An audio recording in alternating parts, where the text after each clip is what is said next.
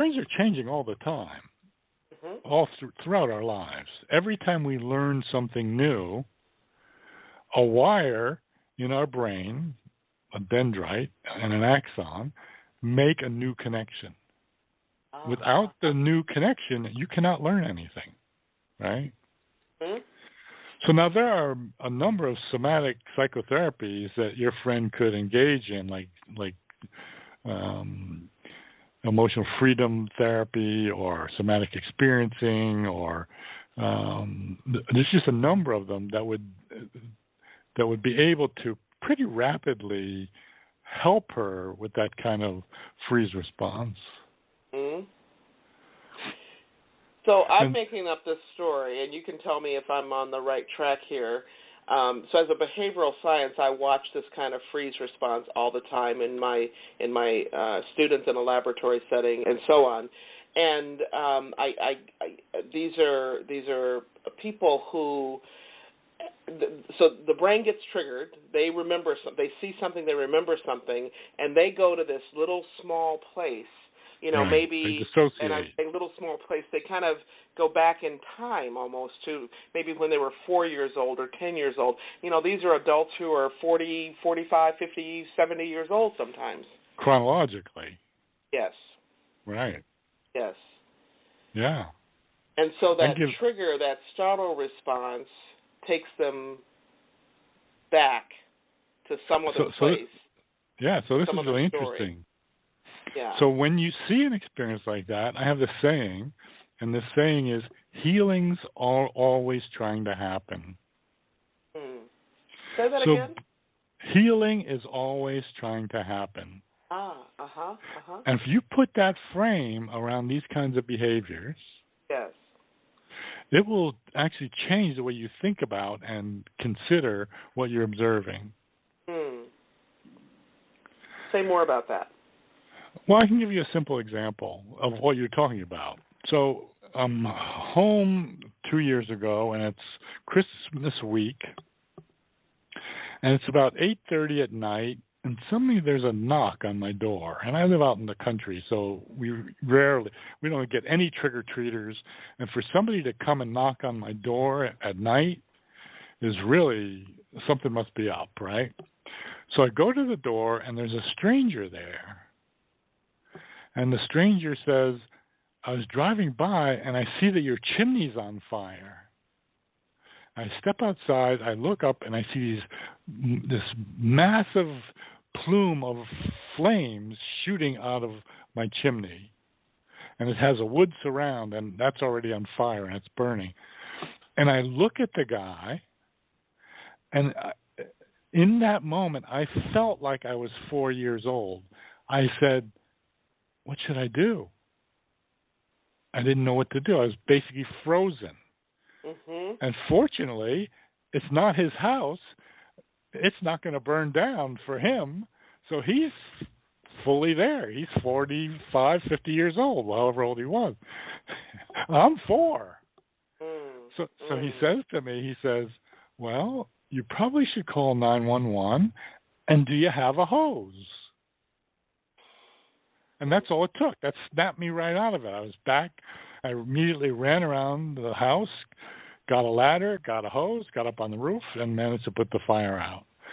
But until he said that, I wasn't the age I am. I was regressed and helpless. A vulnerability of the brain. Yes, got it. Yeah. Thank you.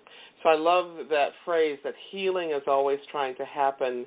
And with my clients, when I think of the word healing, I actually think about wholeness, and the we're always moving into that place of healing, in the sense of all of becoming all of who we are, the wholeness of who we are. Healing and wholeness go together for me. Yeah. So the way neuroscientists think about it is integration. Yes. Integration means wholeness.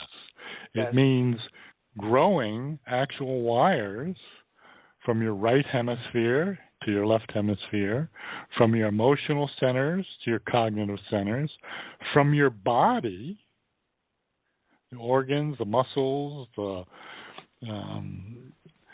parts of your body to your brain, and from your brain to your body. You can actually grow new connections. It's partly why I'm doing this circuit training, to actually grow stronger in the connections between my brain and my body. So this has all kinds of applications. I mean, so my garden just got bigger, the flower garden that I mentioned before. Right. And I'm drawing pictures as you're talking. So we chatted about this a few weeks ago when we spoke, Mark, and you know that I'm an artist, and I bring that kind of sensibility to my work as a as a behavioral scientist, as an organizational developer, as a leadership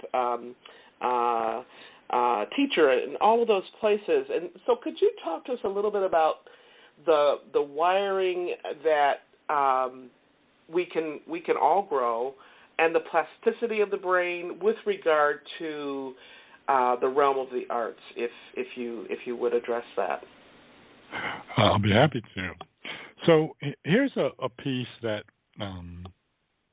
I find to be fascinating. When I was, I don't know, I guess I was in my late 30s, I wanted to be a novelist, and I took a writing class with Natalie Goldberg, the writing teacher. Oh, yeah. Mm-hmm. And one of the things she said, write about what disturbs you. Uh-huh. I thought, wow, that's interesting. I think I'll try that. Uh-huh. Well, guess what? When you start a practice like that, what you begin to get in contact with is the world around you, and you begin to pay attention to things that upset you. Mm-hmm. And usually, I can give you a simple example. I'll get an email, and I'll read it, and I'll feel my body be flooded with stress hormones. What I'm reading, I don't like.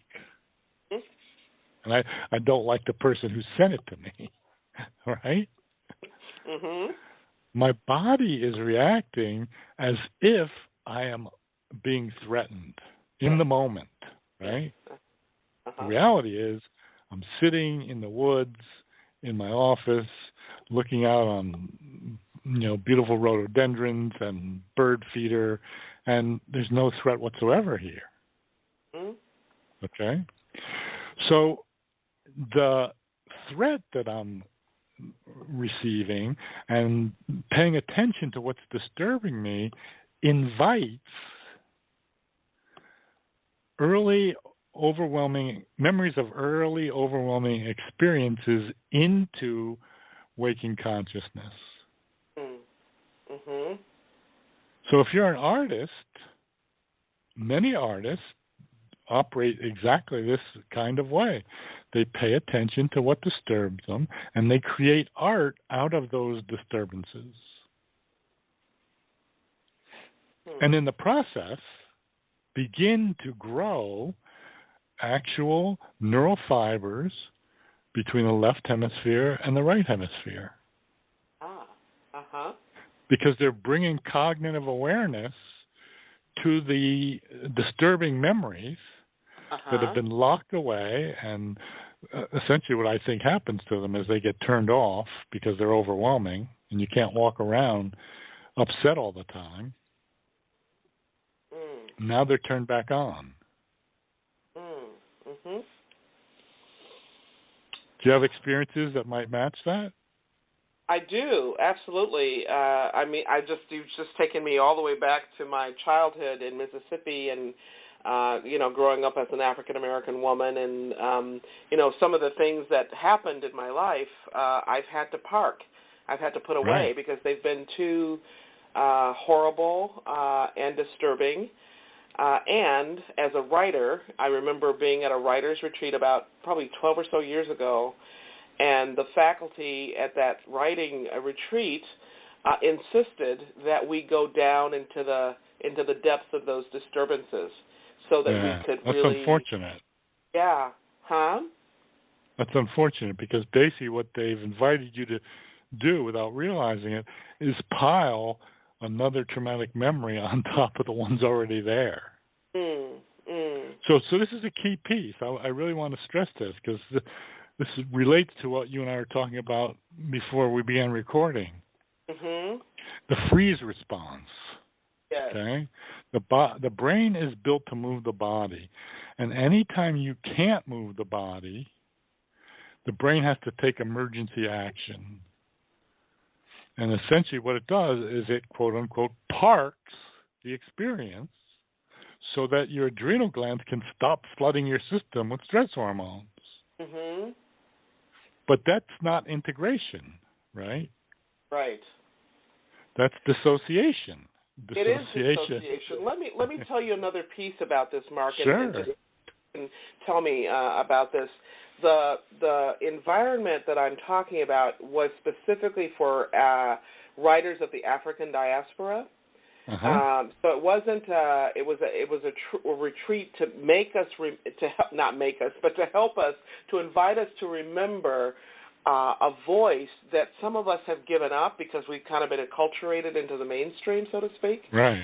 And to help us remember so that we could excavate the memory and do something with it that became part of our writing, our artistry, our work. Right. Did it help? It helped me, and it helped a lot of people that I'm aware of at the retreat, yes. Mm-hmm. Okay, good. So a key piece that I would have introduced to that process would be something that's known in therapeutic circles as triumphant action. Mm-hmm. Whatever movement you couldn't make at the time of this overwhelming experience, in other words, that you may have frozen around or been overwhelmed by, while the memory is active in current time, begin to move your body in the ways that you couldn't move when you were young. Mm-hmm. That's an integration process. Yes. That actually physically connects wiring in your brain that you needed to connect at the time in order to regulate that experience. And now you're revisiting and repairing that wiring. Yes. Okay. I'm taking notes. I love this. So if you notice, like yesterday, a friend came over and he had a teeny little dog. Mm-hmm. And we have several big dogs. And when the dog came into the house, the big dogs just started barking and jumping around. They weren't going to hurt the little dog, but it was just overwhelming. And immediately the little dog began to tremble. That trembling is his body trying to manage and discharge the stress hormones that are being generated by this experience. Yes. If he couldn't tremble, he'd end up with canine PTSD. He would basically be an abused dog. Yes, yes. So it's an autonomic response of trying to shake out the adrenaline, essentially, or the effects of the adrenaline. Yeah. Is that okay? That's right. We need to have adrenaline cortisol to get up out of bed in the morning, but too much of it is where we run into problems. Okay. Mercy. Well, we don't want to be like that little trembling dog. Thank you. No, so we much. don't. Yeah, very helpful. Very helpful. We want to be able to take triumphant action. Yes. Triumphant action. That was me getting help to put out the chimney fire I had. Yes. Once the flames were out, I actually felt like I'd accomplished something really important. Mm-hmm.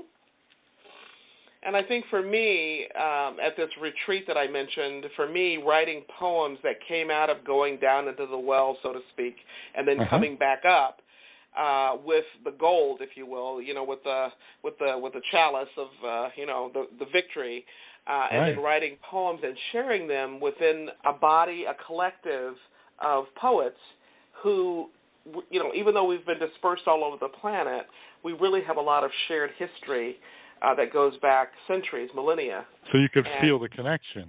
Yes, absolutely. And so it's writing the poem, and then it's being embraced by that collective, with a big,